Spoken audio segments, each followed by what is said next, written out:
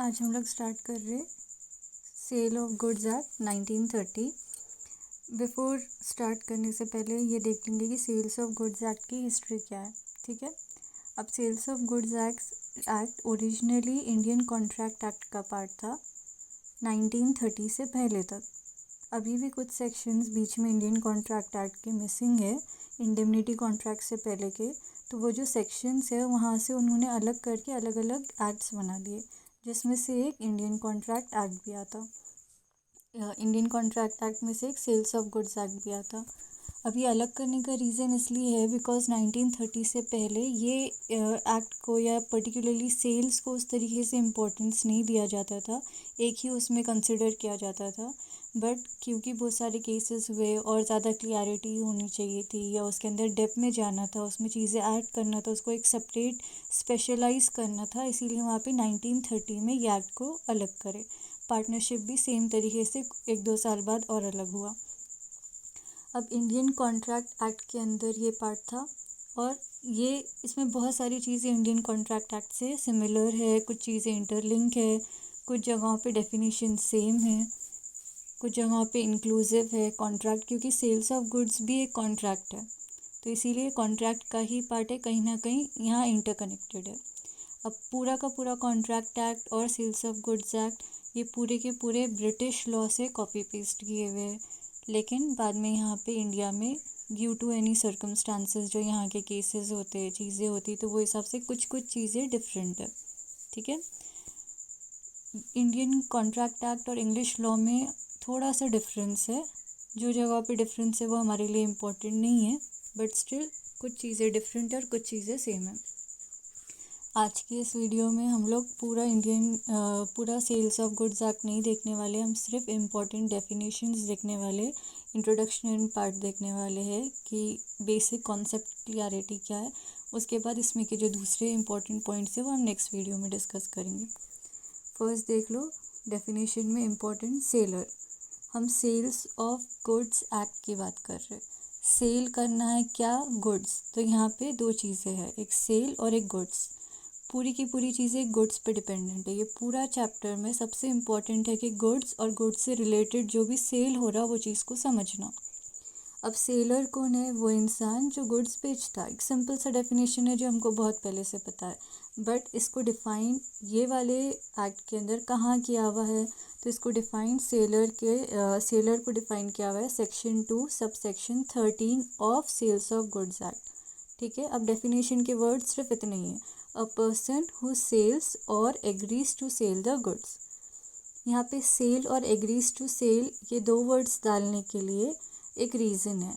आगे हम देखेंगे कि सेल दो टाइप के, एक तो हम अभी प्रेजेंट में सेल कर रहे हैं और एक एग्रीमेंट टू फ्यूचर सेल करने वाले, जो प्रेजेंट सेल नहीं हो रहा बट फ्यूचर में हो रहा, तो उसके लिए वहाँ पे agrees to sell the goods, यानी हम प्रेजेंट इस मोमेंट पे सेलर नहीं है बट हम फ्यूचर में सेल करने वाले, इसलिए वहाँ पे agrees to sell the goods.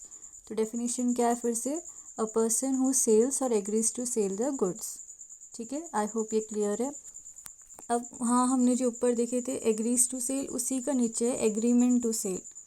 Agreement क्या है? हम ओरली नहीं बोल रहे कि हम फ्यूचर में सेल करेंगे, हम एक रिटन या एक कॉन्ट्रैक्ट जो कॉन्ट्रैक्ट बनने से पहले रहता वो एग्रीमेंट बना ले रहे कि हम फ्यूचर में सेल करेंगे। अब इसको रीड करते, when transfer of property in goods takes place at future date. Present में नहीं, जब हम फ्यूचर की बात कर रहे, फ्यूचर डेट पे हम सेल करने की बात कर रहे, तो वहाँ पे हम एग्रीमेंट कर लेते, प्रॉमिस कर लेते एक दूसरे की से कि हम फ्यूचर में करेंगे, उस प्रॉमिस को एग्रीमेंट टू सेल बोलते। हमने सेलर देखे, हमने एग्रीमेंट टू सेल देखे, तो अब सेल क्या है? Very simple, where transfer of property in goods takes place at the time of contract. जो टाइम पे हम कॉन्ट्रैक्ट कर रहे हो उस टाइम पे हम गुड्स को ट्रांसफ़र कर रहे। सेल कब होता? जब ट्रांसफ़र हो रहा, एक के पास से दूसरे के पास चले जा रहा, जैसा हमारा कॉन्ट्रैक्ट हुआ था उस हिसाब से, तो इसको हम सेल बोलेंगे। ये definition as per sales of goods act के है।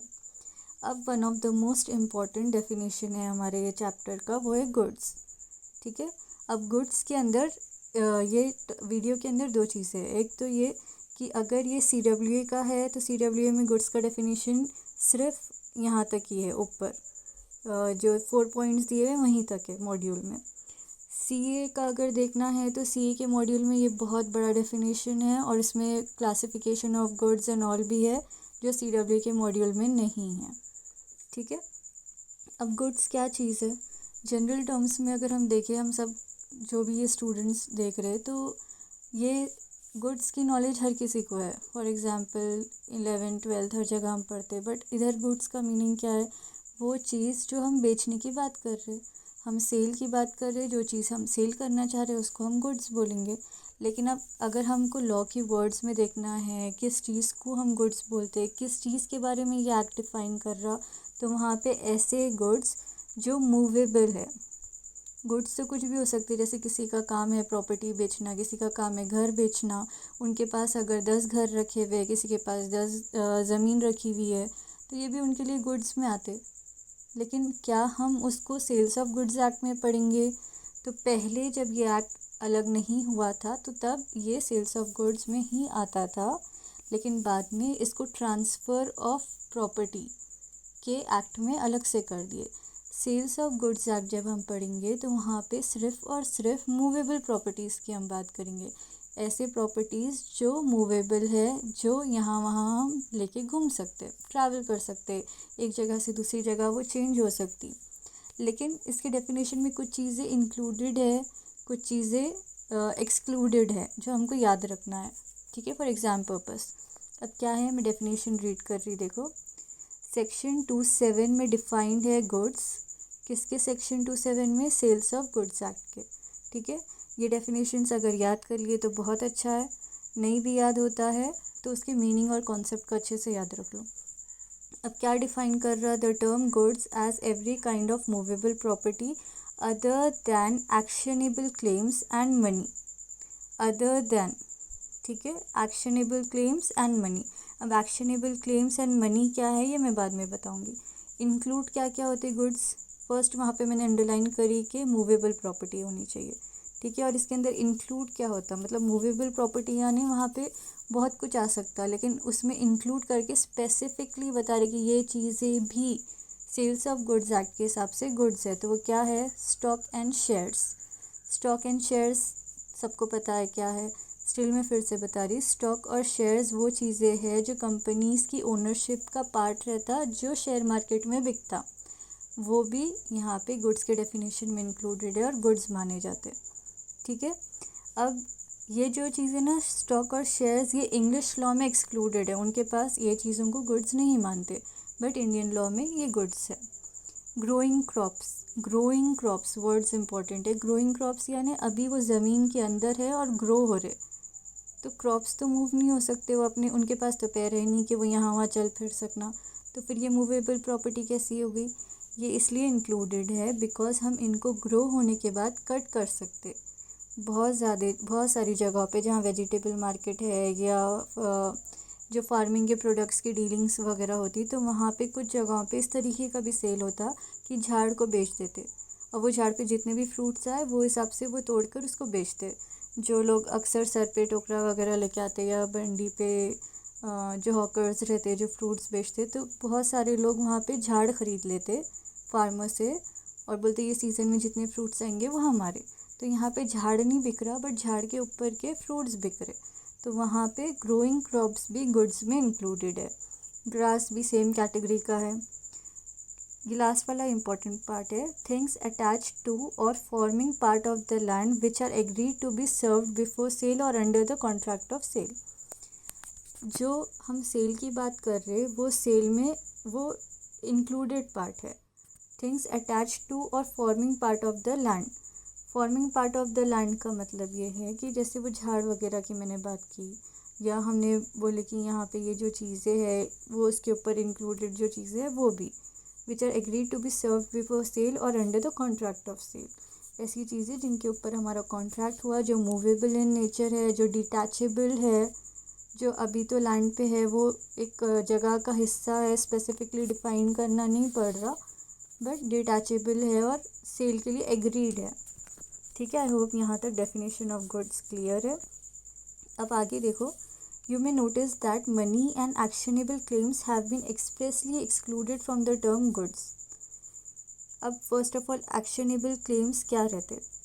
ठीक है, मनी तो ठीक है, मनी पता है क्या चीज़ है, बट एक्शनेबल क्लेम्स क्या है? एक्शनेबल क्लेम्स का मतलब ये है कि ऐसी गुड्स या ऐसी चीज़ें जिसके ऊपर हम कोर्ट में जाके एक्शन ले सकते या जिसके ऊपर एक्शन लेने की ज़रूरत पड़ सकती, तो वैसे गुड्स एक्सक्लूडेड है। इसकी डिटेल में हम अभी नहीं जाएंगे, बट अभी के लिए इतना समझ लो। मनी क्यों एक्सक्लूडेड है? मनी क्योंकि गुड्स है, फॉरेन एक्सचेंज जैसे करेंसी हो गई, ऐसी चीज़ें हो गई, तो ये भी तो एक गुड्स है। किसी कोई मतलब कोई ऐसी इंस्टीट्यूशन है, ऐसा एक पूरा एक कॉन्सेप्ट, एक मार्केट है जहाँ पे सिर्फ मनी खरीदी या बेची जाती, तो वो तो गुड्स है, बट वो उनके लिए गुड्स है।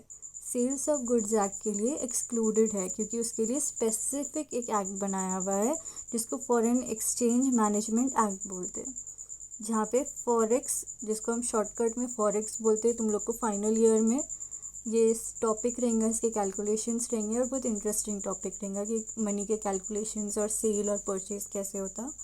तो ये एक सेपरेट मार्केट है और सेपरेट एक्ट से डील करता है। जैसे हमने देखे कि इमूवेबल प्रॉपर्टीज़ के लिए अलग एक्ट है, मूवेबल प्रॉपर्टीज़ के लिए अलग एक्ट है, वैसी मनी के डीलिंग के लिए एक अलग एक्ट है। इसीलिए वो ये वाले पर्टिकुलर एक्ट में से एक्सक्लूडेड है, सॉरी। इसका मतलब ये नहीं है कि वो गुड्स नहीं है, वो गुड्स है, but not goods for sale of goods act 1930। ठीक है, आई होप यहाँ तक क्लियर है। अब ये जो पैराग्राफ है, ये मनी है या मनी में क्या इंक्लूडेड है क्या नहीं इंक्लूडेड है वो दिया हुआ है, नॉट सो इम्पॉर्टेंट। अब दो केस लॉज, बिकॉज हम प्रोफेशनल की बात कर रहे हैं तो हम दो केस लॉज देख लेंगे यहाँ पे। ये तुम्हारे डेफिनेशन ऑफ गुड्स को समझने में इंक्लूड क्या हो रहा है, एक्सक्लूड क्या हो रहा, केस लॉज से हमको और क्लियर होता है, तो वो याद रखने के लिए देखेंगे। यहाँ पे फर्स्ट लाइन बहुत इंपॉर्टेंट है। Things like goodwill, copyright, trademark, patents, water, gas, electricity are all goods. ठीक है, अब ये जो चीज़ें हैं ये मूवेबल नहीं है बिकॉज ये टैंजिबल भी नहीं है, जो चीज़ें हम देख नहीं सकते। वाटर, गैस चलो हम देख सकते, इलेक्ट्रिसिटी दिखती नहीं बट यूज़ में आती, तो ये चीज़ें कैसे इसके अंदर इंक्लूडेड है? तो ये जो चीज़ें इंक्लूड हुई ना, तो ये due to case laws include हुई। अब सबकी केसेस हम यहाँ डिस्कस नहीं करेंगे, बट ये सारी चीज़ें एक स्पेशल केस है। स्पेशल केस इसलिए बिकॉज ये नॉर्मली गुड्स की डेफिनेशन में नहीं आते, मूवेबल नहीं है।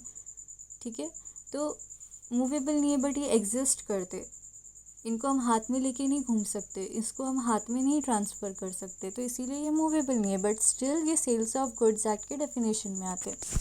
अब इसमें से एक केस जो है ना, ये गुडविल और इन सब के हम केस लॉज नहीं स्टडी करेंगे, लेकिन एक केस लॉ जो इलेक्ट्रिसिटी कैसे इन्वॉल्व हुआ गुड्स में, उसका एक केस लॉ। वो केस हुआ था commissioner of sales tax versus Madhya Pradesh electricity board के बीच में। वहाँ पे ये केस हुआ था कि क्या इलेक्ट्रिसिटी गुड है या नहीं है for the sales of goods act, उसको कौन से कैटेगरी में लेके आएंगे। तो वहाँ पे सुप्रीम कोर्ट ने ऑब्जर्व करे electricity can be transmitted, transferred, delivered, stored, possessed etcetera in the same way as any other movable property. If there can be sale and purchase of electric energy like any other movable object, we can see no difficulty in holding that electric energy was intended to be covered by the definition of goods.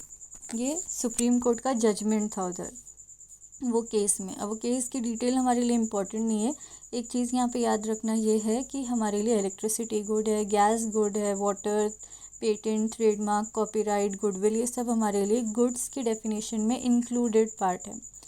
दूसरा, supreme court observe के अंदर जो ये words use करे हुए, can be transmitted, transferred, delivered, stored, possessed etcetera और movable, ये जो वर्ड्स है ना, ये डिफ़ाइन कर रहे कोई भी चीज़ को गुड्स की कैटेगरी या डेफिनेशन में कौन सी चीज़ें हमारे लिए इंक्लूड हो सकती। अगर एग्ज़ाम में कोई केस स्टडी आ रही और वो केस स्टडी में अगर तुमको क्लियरली समझ में नहीं आ रहा कि ये गुड्स के डेफिनेशन में आता या नहीं आता, तो ये वर्ड्स याद रखना, क्या वो ट्रांसमिटेड है, मतलब क्या उसके अंदर एबिलिटी है कि वो ट्रांसमिट हो सके, ट्रांसफ़र हो सके, डिलीवर हो सके, स्टोर हो सके, सेल हो सके, मूवेबल है या नहीं है। तो इन सारी चीज़ों को हम गुड्स के डेफिनेशन में लाएंगे। अभी सेकंड केस लॉ देखो, Anraj versus government of Tamil का, ये एक्शनेबल क्लेम्स का। It was held that lottery tickets are goods and not actionable claims. Sale of lottery ticket is a sale of goods. Sugarcane supplied to a sugarcane factory is goods within the meaning of Section 27 of the Act as held in the case of UP Cooperative Cane Union Federation versus West UP Sugar Mills Asan. ठीक है, अब यहाँ पे दो चीज़ है. Lottery ticket जो है तो वो गुड्स है, नॉट एक्शनेबल क्लेम्स. क्यों ऐसा? Sale of lottery ticket is a sale of goods. Actionable claims का मतलब क्या है? जिसके ऊपर हम बाद में एक्शन ले सकते. लेकिन लॉटरी टिकट पे क्या एक्शन लेंगे? अगर किसी ने अगर किसी की लॉटरी नहीं निकली तो उसको कोई राइट नहीं है कि वो सेल कर वो जाके कोर्ट में केस कर सके. ठीक है, तो वहाँ पे कोई एक्शन बनता ही नहीं, तो एक्शनेबल क्लेम नहीं हुआ. दूसरी चीज़ शुगर केन का.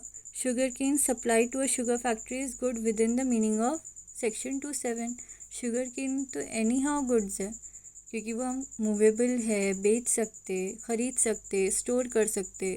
जो ऊपर का डेफिनेशन है ना, वो test of sales of goods act का मतलब गुड्स है या नहीं टेस्ट करने के लिए तुम्हारे काम आएगा. कोई भी चीज़ है तो उसको ये चीज़ों में जज करो.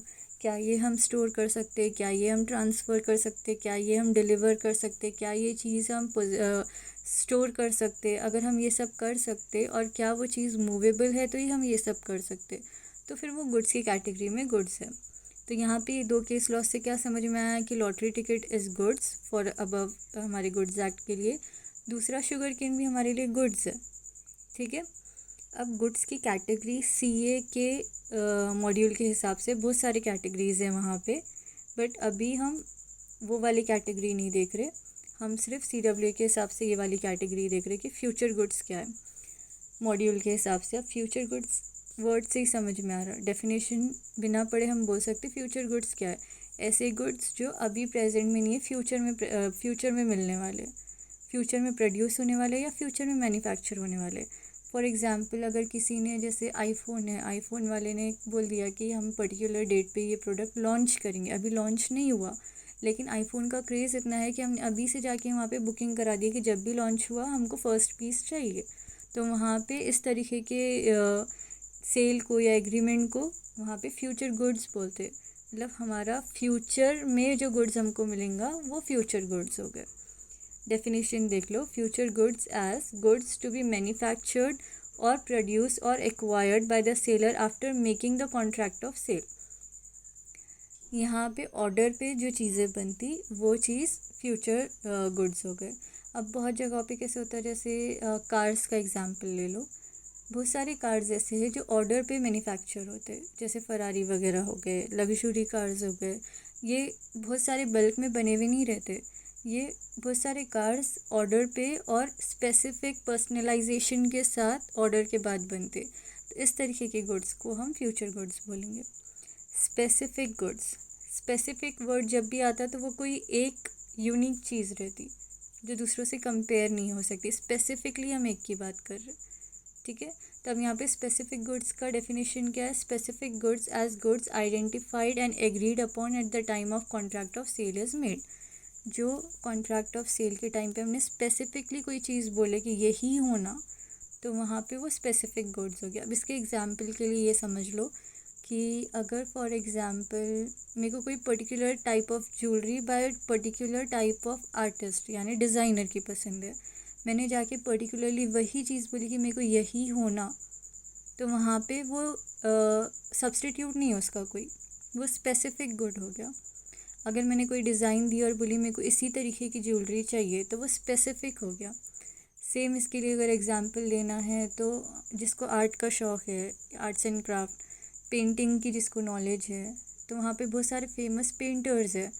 अगर कोई पर्टिकुलर पेंटर की ही पेंटिंग चाहिए, वो भी पर्टिकुलरली वही पेंटिंग चाहिए, तो वहाँ पे वो पेंटिंग स्पेसिफिक गुड हो गया. पेंटिंग मूवेबल प्रॉपर्टी है, हम यहाँ वहाँ लेके जा सकते हैं, उसको स्टोर कर सकते हैं, उसको डिलीवर कर सकते हैं, तो वो गुड्स की डेफिनेशन में आता.